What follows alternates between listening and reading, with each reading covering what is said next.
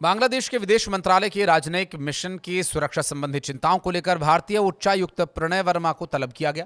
मंत्रालय के सूत्रों ने द डेली स्टार को बताया कि विदेश सचिव असद आलम सियाम ने मंगलवार 23 दिसंबर की सुबह करीब 9:30 बजे भारतीय उच्चायुक्त को बुलाया और उन्हें नई दिल्ली, कोलकाता, अगरतला स्थित बांग्लादेशी उच्चायोग की सुरक्षा की स्थिति के बारे में जानकारी भी ली। तो वहीं मिशन ने दिल्ली और अगरतला में सभी काउंसलर्स और वीजा सर्विस को सुरक्षा के मद्देनज़र फिलहाल बंद कर दिया है।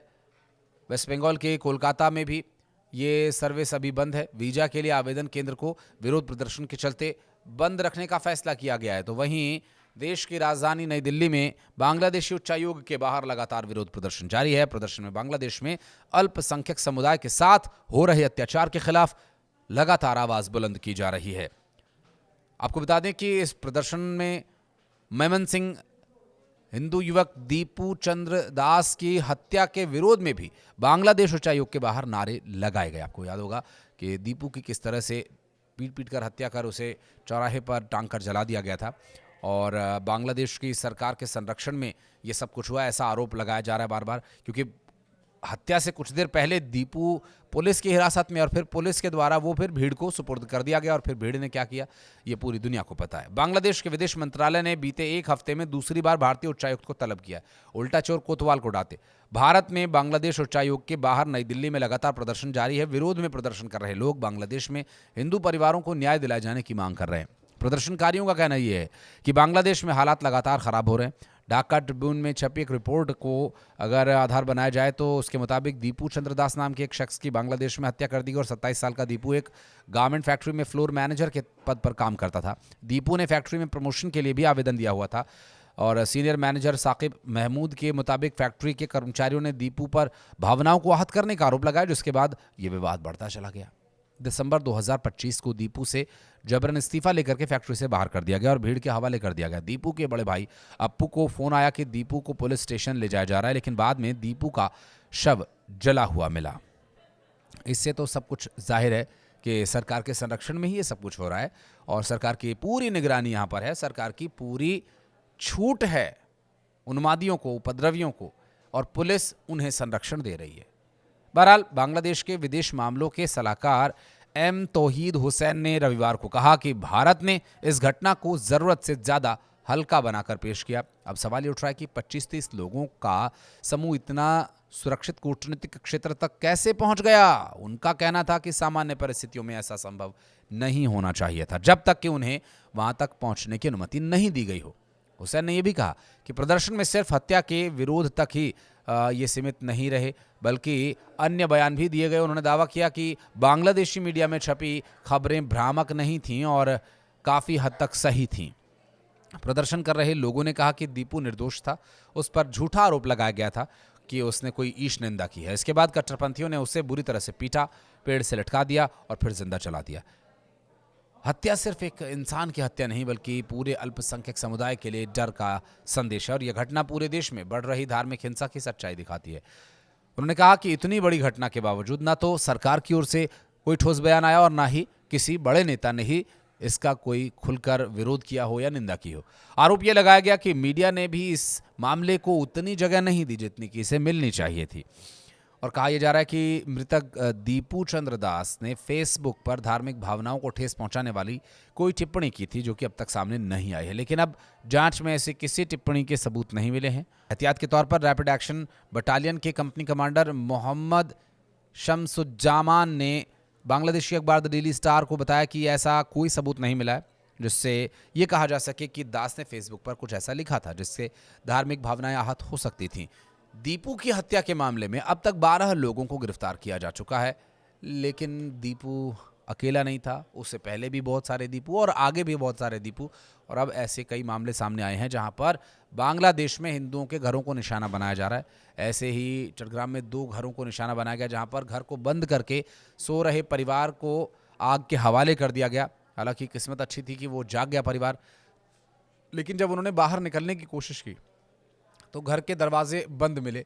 बाद में दीवार को तोड़कर किसी तरह से वो धधकते हुए, जलते हुए, सुलगते हुए घर से बाहर निकलकर अपनी जान बचाने में कामयाब रहे और ये सब कुछ सिर्फ और सिर्फ बांग्लादेश सरकार के संरक्षण में हो रहा है, ऐसा लगातार सोशल मीडिया पर लोग विरोध जता रहे हैं। बहरहाल बांग्लादेश की सरकार में इस संरक्षण में हो रहा है या नहीं हो रहा है, लेकिन बांग्लादेश की सरकार पूरी तरह से फेल है। पुलिस उन्मादियों का ही साथ दे रही है, ये बात बिल्कुल डंके की चोट पर कही जा सकती है। दिखाई दे रहे वीडियो से, सामने आ रही घटनाओं से ये बात आईने की तरह साफ है। कुछ कहना चाहें तो कमेंट सेक्शन में जरूर बताएं कि बांग्लादेश पर अब क्या कार्रवाई किए जाने की आवश्यकता है। ये हमने ही तो पैदा किया था ईस्ट पाकिस्तान। वहाँ के भारतीयों के ऊपर जो आक्रोश है यहाँ के भारतीयों का, वहाँ के प्रति लोगों का, वो एकदम जायज़ तरीके से है, क्योंकि वहाँ पर जो भारतीय लोग के ऊपर अत्याचार हो रहा है उसके विरोध में यहाँ पर जो झंडा वगैरह प्रदर्शन वगैरह हो रहा है वो जायज़ है और करना भी चाहिए। हमारी मांग है कि बांग्लादेश में हिंदुओं की रक्षा सुरक्षा का पुख्ता इंतजाम किया जाए। हमने भारत के प्रधानमंत्री से अपील की है कि अंतर्राष्ट्रीय मंचों पे बांग्लादेश के मुद्दे को प्रमुखता से उठाया जाए। हम लोग ये चाहते हैं कि बांग्लादेश में जो हिंदू भाई बहन के ऊपर में हम लोगों का अत्याचार हो रहा है वो अत्याचार बंद हो, नहीं तो हम लोगों के जैसे नौजवान बांग्लादेश का एक एक हाई कमीशन का ईंट उखाड़ देंगे। और वहाँ योजना बनाकर हिंदुओं की हत्याएं हो रही है, उन पर डिप्लोमेटिक दबाव बनाकर उन पे नकेल कसी। ये जो हालात हमारे देश में हैं, यहाँ वही धर्मांध फैलाने वाले कट्टरपंथी ताकतें जो हैं, जिस प्रकार से अल्पसंख्यक समुदाय के खिलाफ जो कार्रवाई कर रहे हैं, वही रिएक्शन वहाँ पर उस प्रकार का हो रहा है। ये जो हालात हमारे देश में हैं, यहाँ वही धर्मांध फैलाने वाले कट्टरपंथी ताकतें जो हैं, जिस प्रकार से अल्पसंख्यक समुदाय के खिलाफ जो कार्रवाई कर रहे हैं, वही रिएक्शन वहाँ पर उस प्रकार का हो रहा है। ये जो हालात हमारे देश में हैं, यहाँ वही धर्मांध फैलाने वाले कट्टरपंथी ताकतें जो हैं, जिस प्रकार से अल्पसंख्यक समुदाय के खिलाफ जो कार्रवाई कर रहे हैं, वही रिएक्शन वहाँ पर उस प्रकार का हो रहा है।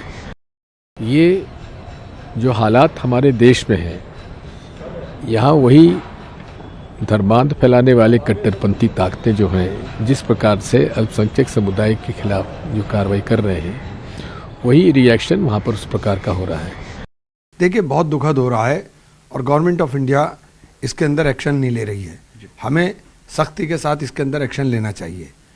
हमारे जो लोग हैं, जो वहाँ पर सब तमाम रिश्तेदारी हैं, बॉर्डर क्रॉस कर हमारे लोगों की हैं, और बांग्लादेश ऐसा मुल्क नहीं है कि जो मुल्क हमारे बिना सर्वाइव भी कर सके। वो सर्वाइव ही नहीं कर पाएगा, चारों तरफ हमसे घिरा हुआ है।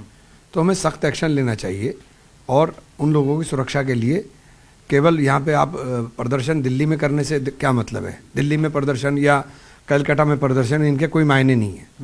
बांग्लादेश के अंदर जो भी घटना हो रही है उसकी सिर्फ निंदा नहीं की जाए, उनको वार्निंग दी जाए कि इस तरह की हरकत नहीं होनी चाहिए। किसी समुदाय विशेष के साथ अगर दुर्व्यवहार हो रहा है या उनके ऊपर आक्रमण हो रहा है, हमला हो रहा है, उनकी जान की सुरक्षा नहीं है, तो ये चिंता का विषय। हमारा पड़ोसी देश, जिसको कहा जाए कि उसके जन्म में हमारा बहुत बड़ा योगदान है।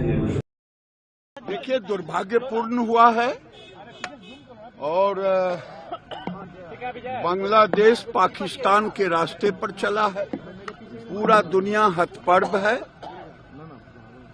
और मैं समझता हूं ये बंगाल में भी कुछ लोग बांग्लादेश की कल्पना कर रहे हैं। ये संभव नहीं है और ममता बनर्जी शायद यही सोच